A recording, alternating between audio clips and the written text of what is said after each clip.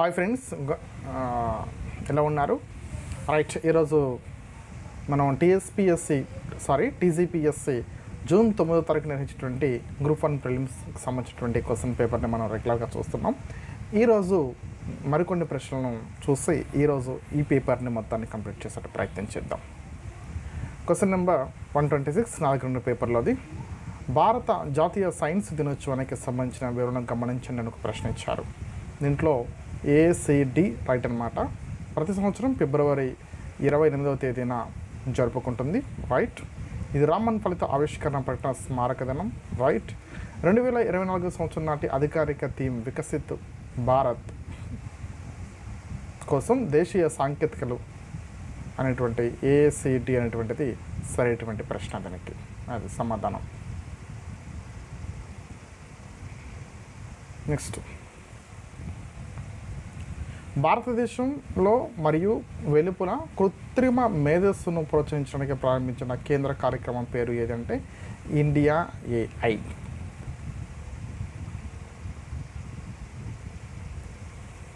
Next, క్రింది వాటిలో సరైనటువంటి సమాధానం గుర్తించండి.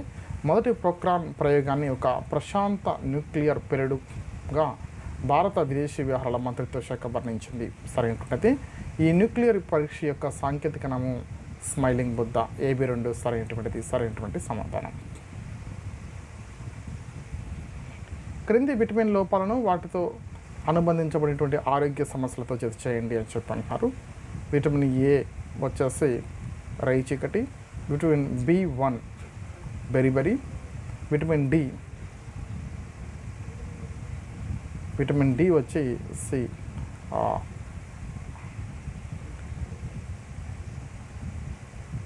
విటమిన్ డి అనేది రిటెక్స్ ఉంటుంది, మరి ఇక్కడ ఎందుకో తప్పించారు ఇది. Vitamin C scurvy. D3 ఉన్నది right answer. So option 4 right. ఇది పొరపాటు ఇవ్వడం జరిగింది ఇక్కడికి. ఇది రైట్.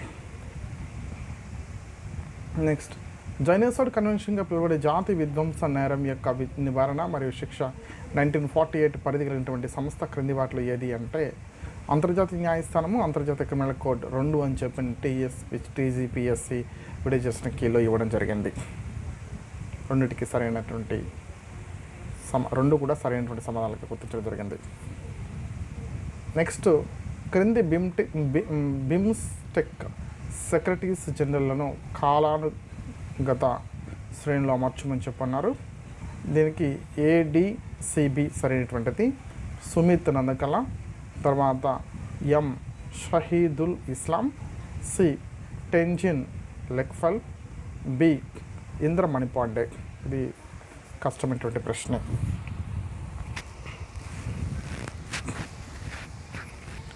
తర్వాత, ఐక్యరాజ్య సమితిలో 6 ముఖ్య అంగాలు కలవు. అంటే ఐక్యరాజ్య సమితికి సంబంధించినటువంటి వ్యాఖ్యలు సరైనవి ఏమని అడిగారు. ఐక్యరాజ్య సమితికి సంబంధించిన వాటిలో ముఖ్యమైనవి ఏమని అడిగారు, వ్యాఖ్యలు సరైనవి ఏమని.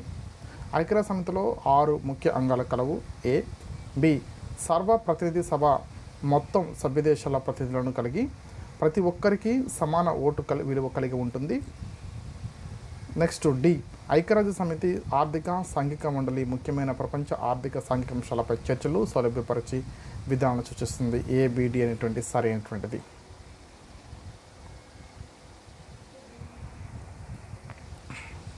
నెక్స్ట్, 133వ ప్రశ్న. బెల్ట్ అండ్ రోడ్ ఇనిషియేటివ్ BRLకు సంబంధించి క్రింది వ్యాఖ్యలను గ్రహించవచ్చాం. AB2 ఒప్పు.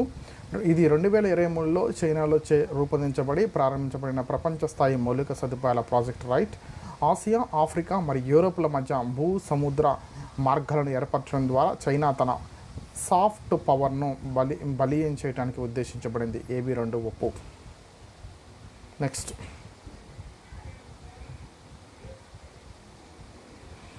ఇది సులభమైన ప్రశ్నే. ఇది స్టాండర్డ్ జీకే నుంచి వచ్చింది. 1955 బాండింగ్ సమావేశం క్రింది వాటిలో దేనికి ప్రతీతి అంటే అలీనా ఉద్యమంకు సంబంధించింది అనేది సరైనటువంటి ఆన్సర్. నెక్స్ట్, ఇది కూడా చాలా సులభమైనటువంటి ప్రశ్నే. బ్రెటన్ వుడ్స్ కాన్ఫరెన్స్కి సంబంధించిన క్రింది అంశాలను గ్రహించము. ఈ కాన్ఫరెన్స్ 1944లో అమెరికాలోని న్యూ హ్యాంప్షైర్లో యుద్ధానంతర అంతర్జాతీయ ఆర్థిక క్రమంను చర్చించడానికి జరిగింది. ఈ కాన్ఫరెన్స్ అంతర్జాతీయ ద్రవ్యనిధి మరియు ప్రపంచ బ్యాంకులు ఏర్పాటు దారితీసిన రెండు కూడా సరైనటువంటివే.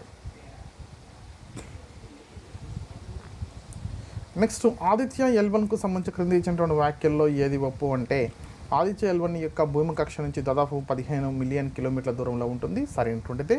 ఈ మిషన్ కరోనల్ మాస్ ఎజెక్షన్ను అర్థం చేసుకోవడానికి ఉపయోగపడుతుంది అంటే రెండు కూడా సరైనటువంటివే.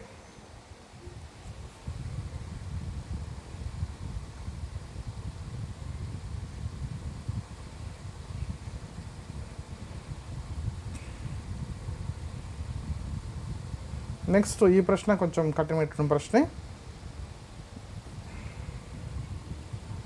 2023 సంవత్సరానికి నోబెల్ బహుమతికి సంబంధించి క్రింది వాటిని జతపరచము. అయితే దీంట్లో శాంతిలో ఎవరికి వచ్చిందనే విషయం తెలిసినట్లయితే నర్గీస్ మహమ్మదీ. శాంతి అనే విషయం తెలిసినట్లయితే కొంత ఆన్సర్ చేయడానికి అవకాశం ఉంటుంది, రెండింటిని ఎలిమినేట్ చేసి. సరే, ఆన్సర్ అయినటువంటి సమాధానం చూద్దాము. జాన్ పాసీ వచ్చి సాహిత్యం, జాన్ పాసీ సాహిత్యంలో వచ్చింది. నెక్స్ట్ నర్గీస్ మహమ్మదీ శాంతి. నెక్స్ట్ అలెక్సీ ఎకిమోవ్ వచ్చి కెమిస్ట్రీ. ఫెరెన్స్ క్రౌజ్ వచ్చి ఫిజిక్స్లో సరైనటువంటి అది శాంతి బహుమతులు, అది నోబెల్ బహుమతులు లభించడం జరిగింది.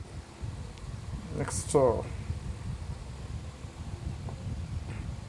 G20 గురించి క్రింది ఇచ్చిన వ్యాఖ్యల్లో ఏది లేదా ఏవి ఒప్పు. దీంట్లో ఏబీ మాత్రమే రైటు. డిసెంబర్ 21, 2022 నుంచి నవంబర్ 2023 వరకు G20కి భారతదేశం అధ్యక్షత వహిస్తుంది, సరైనదే. అలాగే 2023 నాటికి న్యూజిలాండ్ G20లో సభ్యదేశం. ఈ రెండు కూడా సరైనటువంటివే. ఈ ప్రశ్న కొంచెం సులభమైన ప్రశ్నే. తర్వాత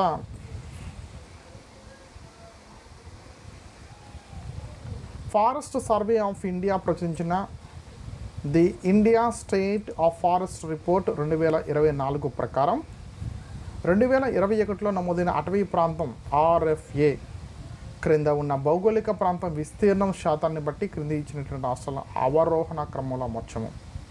దీనికి సరైన సమాధానము BADC, సిక్కిం, నాగాలాండ్, తర్వాత అరుణాచల్ ప్రదేశ్, మిజోరాం అంటే సరైన సమాధానం.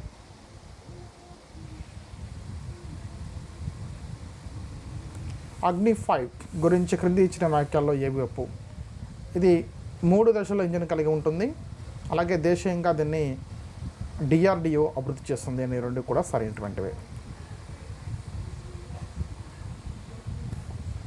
అక్టోబర్ 2023లో భారత ఎన్నికల సంఘం ఓటరు అవగాహన మరియు విద్య గురించి ఎవరిని జాతీయ స్థాయి పేరు గల వ్యక్తిగా నియమించిందంటే రాజ్ కుమార్ రావుని గుర్తించింది.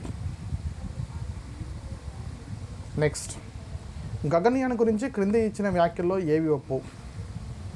ABC, LVM-3 రాకెట్ గగన్యాన్ మిషన్లో వాహక నౌక.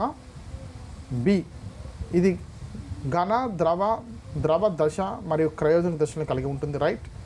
ఇది క్రూ మాడ్యూల్ మరియు సర్వీస్ మాడ్యూల్ కలిగిన ఆర్బిటల్ మాడ్యూల్ ఉంటుంది అనేటువంటిది గగన్యాన్కు సంబంధించి సరైనటువంటివి.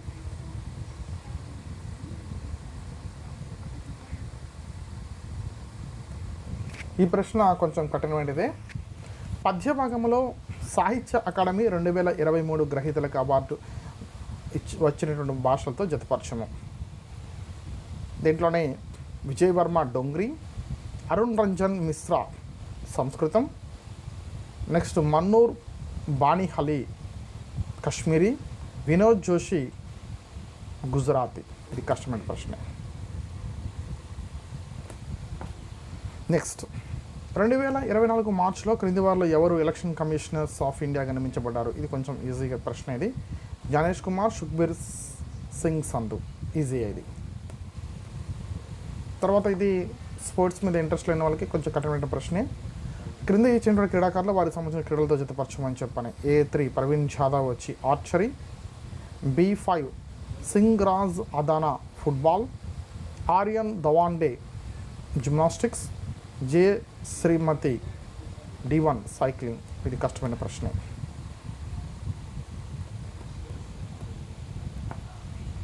నెక్స్ట్ 146వ ప్రశ్న. ఫిబ్రవరి 10, 2024 రాష్ట్ర శాసనసభ సమర్పించిన తెలంగాణ రాష్ట్ర ఓటర్ అకౌంట్ బడ్జెట్ 2024-25 ఆర్థిక సంవత్సరం గాను క్రింది రంగాలకు అంశాలకు ప్రతిపాదించిన కేటాయింపుల ఆధారంగా రంగాలు అంశాలను ఆరోహణ క్రమంలో అమర్చము. వైద్యం మరియు ఆరోగ్యానికి అతి తక్కువగాను, తర్వాత విద్యకి, తర్వాత షెడ్యూల్ కులాల సంక్షేమానికి మూలధన వ్యయం కేటాయింపులు అంటే DCAB అనేది సరైనటువంటి సమాధానం. ఇది విన్యాసాలు, ఇది కూడా కష్టమైన ప్రశ్న, అంత ఈజీ ఏం కాదు. ఈ క్రింది ఏ 2 దేశాలు జనవరి, ఫిబ్రవరి 2024లో సదా తన్సీక్ అనే సంయుక్త సైనిక విన్యాసం నిర్వహించాయంటే ఇండియా, సౌదీ అరేబియా. ఇది COP 28 జరిగింది ఇటీవల, కానీ COP 26 అడిగాడు. ఇది ఓల్డ్ అంటే జీకే నుంచి అడిగినట్టు పెట్టామట. కాన్ఫరెన్స్ ఆఫ్ పార్టీస్ COP 26 ఏ దేశంలో జరిగిందంటే గ్లాస్గో, UK. తర్వాత 149వ ప్రశ్న. తెలంగాణ రాష్ట్రం చెందినటువంటి ఈ క్రింది వారిలో ఎవరిని సాహిత్యం మరియు విద్యకు సంబంధించి 2024 సంవత్సరానికి గాను పద్మశ్రీ అవార్డు వరించిందంటే కేతావత్ సోమ్లాల్. నెక్స్ట్ చివరి ప్రశ్న 150వ ప్రశ్న. 8వ అంతర్జాతీయ మారిటైమ్ సెక్యూరిటీస్ కాన్ఫరెన్స్ 2023 ఏ దేశంలో జరిగింది? సింగపూర్. సరే, ఇప్పటివరకు మనము రకరకాల నిపుణులు సూచించినటువంటి ప్రశ్నలకు నిపుణులు సూచించిన సమాధానాలు వివిధ ప్రశ్నలకు చూసాము. అయితే వీటికి ఫైనల్ కీ అనే త్వరలో TGPSC ఇస్తుంది. వాటినే మనం ఫైనల్గా మనం చదువుకోవాల్సి ఉంటుంది. రైట్, ఇవి భవిష్యత్తులో TGPSC గ్రూప్ 1తో పాటు ఇతర పోటీ పరీక్షలకు ప్రిపేర్ అయ్యే వారికి జనరల్ స్టడీస్లోని రిఫరెన్స్ పేపర్గా పనిచేస్తుందని ఈ బిట్స్ అన్నీ కూడా మీకు వీడియోస్ రూపంలో మీకు అందించడం జరుగుతుంది. Okay, thank you and all.